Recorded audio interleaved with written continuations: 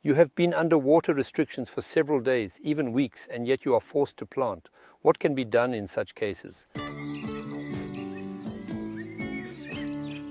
Let's take the example of a zucchini plant.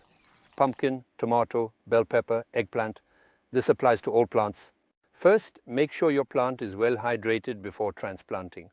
To do this, we will soak it to provide it with a bit of water so that it is already nice, moist and ready for transplanting. After that, you can go ahead and dig your hole a little bit more.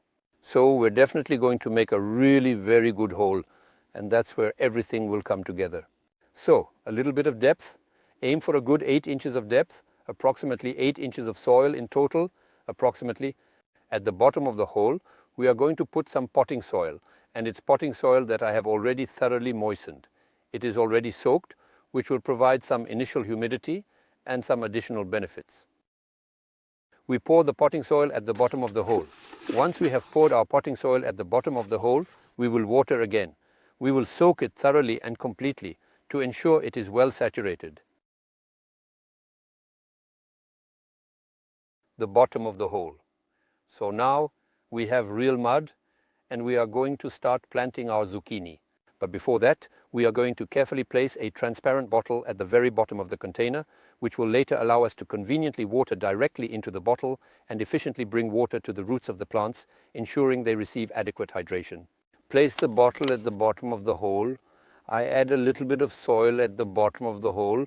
It could be a small mix of potting soil. Squash plant. I will carefully position this item exactly at the same height as the bottle, ensuring it is perfectly aligned and level with the top of the bottle. Make sure to thoroughly cover everything surrounding the area, ensuring that you leave a basin-like depression in the center. There we go, our squash is now planted. We can now just water it using our bottle. Why do we water at the bottom? We train the plants to seek moisture deep down. If you water from above, the roots will be shallow, and when there's a lack of water, the roots will be in dry soil. Whereas at the bottom, there is always more moisture. And thanks to the bottle, you can make a small water reserve. The plant will absorb it gradually. Make a nice basin around, it's important. The reason is quite simple. If it rains, the moisture will reach along the base of the squash or zucchini.